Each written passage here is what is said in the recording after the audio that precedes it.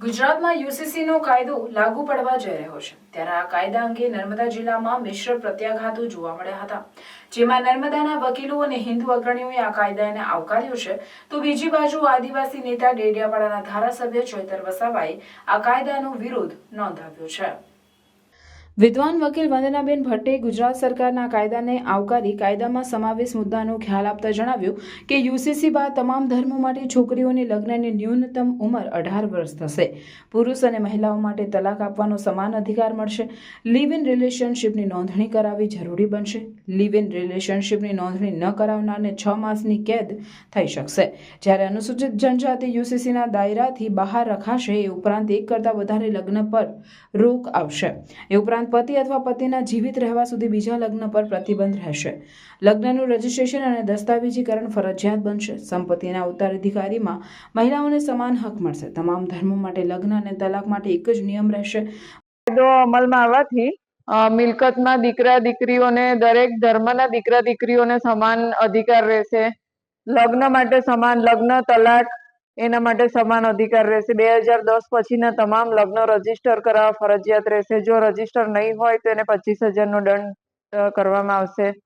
ત્યારબાદ live in રિલેશનશિપની નોંધણી ફરજિયાત બનશે અને જો એમાં કોઈક એમાં કોઈ સતી કે કોઈક એમાં ગેરકાયદેસરનું કોઈ કૃત્ય કરવામાં આવશે તો એ સજાને પાત્ર પણ બનશે। લિવ ઇન રિલેશનશિપનો જે એ છે નોંધણી, તેમાં કોઈ ગેરકાયદેસરતા આવશે તો એની સામે પગલાં લઈ શકાશે આ કાયદા હેઠળ।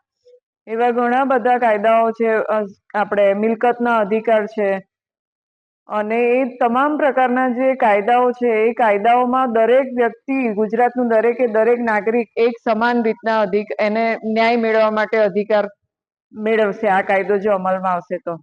મુસ્લિમ સમુદાયમાં લોકો 4 લગ્નો નહીં કરી શકે, જ્યારે હિન્દુ અગ્રણી સિદ્ધેશ્વર સ્વામીએ હિન્દુઓ માટે આ કાયદો આશીર્વાદરૂપ પુરવાર થશે એમ જણાવી ગુજરાત સરકારને અભિનંદન પાઠવ્યા અને જણાવ્યું હતું કે હવે તમામ ધાર્મિક સમુદાયોમાં લગ્ન, છૂટાછેડા, ભરણ પોષણ અને વારસા માટે સમાન કાયદો હશે।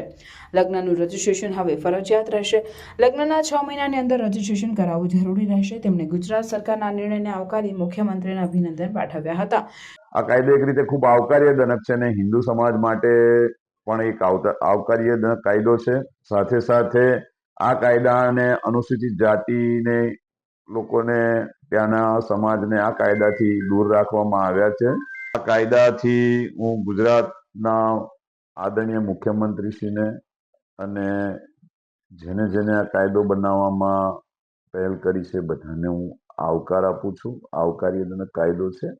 આ કાયદો ખરેખર લાગુ પડવા લાયક છે। આમાં કોઈ ગભરાવાની જરૂર છે નહીં। ફરી પણ કહું છું કે અનુસૂચિત જનજાતિને આ કાયદાથી દૂર રાખવામાં આવેલ છે અને આ કાયદાથી હિન્દુ સમાજની સાથે સાથે તમામ સમાજોને ખૂબ મોટો ફાયદો થવાનો છે અને આ કાયદો ખરેખર જરૂર છે। તો બીજી તરફ બહુધા આદિવાસી વસ્તી ધરાવતા નર્મદા જિલ્લાના આદિવાસીઓને આ કાયદાથી શું ફેર પડશે અંગે આદિવાસી નેતા અને ડેડિયાપાડાના ધારાસભ્ય ચૈતર વસાવાએ આ કાયદાનો વિરોધ નોંધાવી આદિવાસીઓને યુસીસીમાંથી બાકાત રાખવા મુખ્યમંત્રી ભૂપેન્દ્રભાઈ પટેલ અને કમિટીને રજૂઆત કરી હતી અને જણાવ્યું હતું કે ગુજરાતમાં 1,25,00,000 આદિવાસી હોવા છતાં પણ યુસીસીના કમિટીમાં આદિવાસી સભ્યને સ્થાન આપવામાં આવ્યું નથી। જો ગુજરાતમાં યુસીસી લાગુ થશે તો સૌથી વધુ નુકસાન આદિવાસી સમાજને થશે। એ ઉપરાંત આદિવાસીની પોતાના રીતિ રિવાજ અને પરંપરાઓ છે તેને યુસીસીથી નુકસાન થશે।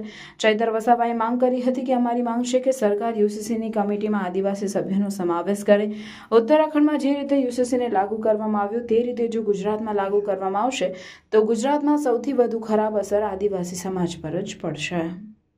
ઉત્તરાખંડની જેમ ગુજરાતમાં પણ યુનિફોર્મ સિવિલ કોડ લાગુ કરવા માટે આજે મુખ્યમંત્રી શ્રી દ્વારા એક કમિટીની રચના કરવામાં આવી છે। ત્યારે ગુજરાતમાં 15% આદિવાસી સમાજ વસે છે। 1,45,00,000 જેટલી અહીંની વસ્તી આદિવાસી સમાજની છે, છતાં આ કમિટીમાં એક પણ સભ્ય, એક પણ પ્રતિનિધિ આદિવાસીના સમાવેશ કરવામાં નથી આવ્યો, જે બતાવે છે કે આ સરકાર આદિવાસી વિરોધીની પોતાની છબી ધરાવે છે। સાથે સાથે યુનિફોર્મ સિવિલ કોડ લાગુ થવાથી જે આદિવાસીઓના આદિ અનાદિ કાળથી જે પરંપરાઓ, જે રીત રિવાજો, જે રૂઢિઓ ચાલી આવે છે, જે છીનવાઈ જશે। આજે પણ અમારા સમાજમાં કોઈ પણ દીકરા દીકરી પુખ્ત વયના ભાગી જાય છે, સમાજનો પંચ બેહીને એને માન્યતા મળે છે। કોઈ વિધવા કે વિધુરને પુનઃ લગ્નની માન્યતા મળે છે, બહુપત્નીત્વને માન્યતા મળે છે, કોઈનો મન મેળાપ નથી થતો એને છૂટાછેડાની પણ માન્યતા મળે છે, કોઈને દીકરી છે એના ઘર જમાઈ કરીને એને ઉત્તરાધિકારી નક્કી કરવાની પણ માન્યતા અમારા સમાજમાં મળે છે. ત્યારે આ યુસીસી લાગુ થવાથી આ સમગ્ર બાબતો નષ્ટ થઈ જશે. આજે અમને જે મૌલિક અધિકારો મળ્યા છે, સંવિધાનિક અધિકારો મળ્યા છે, જેમ કે આર્ટિકલ 344 હોય, પેસા એક્ટ 1996 હોય, 73 એની વાત હોય, 5મી અનુસૂચિની વાત હોય, કે જે પણ અમને અધિકારો મળ્યા છે યુસીસી લાગુ થવાથી એ પણ અમારા નષ્ટ થઈ જશે. જળ જંગલ જમીન પરના અમારા અધિકારો, ખનીજો પરના અધિકારો, વન અધિકાર અધિનિયમ 2006ના અધિકારો પણ આ યુસીસી લાગુ થવાથી અમારા નષ્ટ થઈ જવાના છે.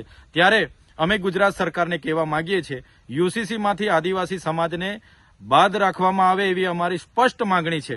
અને જો યુસીસીમાં આદિવાસી સમાજને સમાવવામાં આવશે તો આવનારા દિવસોમાં સરકાર સામે અમે ખૂબ મોટું આંદોલન લઈને ઉતરીશું અને અમારા અધિકારો, અમારો અસ્તિત્વ, અમારી સંસ્કૃતિને બચાવવા અમારે સડકથી લઈને સદન સુધી સરકાર સામે અમે લડીશું.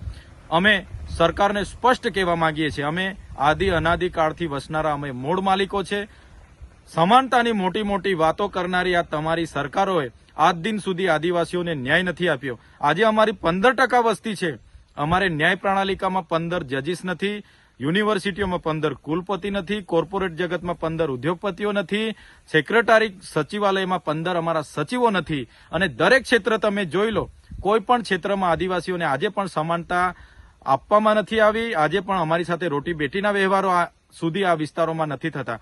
ત્યારે કયા સમાનતાની વાતો કરવામાં આવે છે? એટલે અમે યુનિફોર્મ સિવિલ કોડનો સખત વિરોધ કરીએ છીએ. આવનારા દિવસોમાં ગુજરાતનો તમામ આદિવાસી સમુદાય રોડ પર પણ ઉતરશે અને વિધાનસભાનો પણ ઘેરાવો કરશે. જો સરકાર યુસીસીમાં આદિવાસીઓનો સમાવેશ કરશે તો આવનારા દિવસોમાં સમગ્ર ગુજરાતનો આદિવાસી સમાજ રોડ પર હશે, એ અમે જણાવી દઈએ છીએ.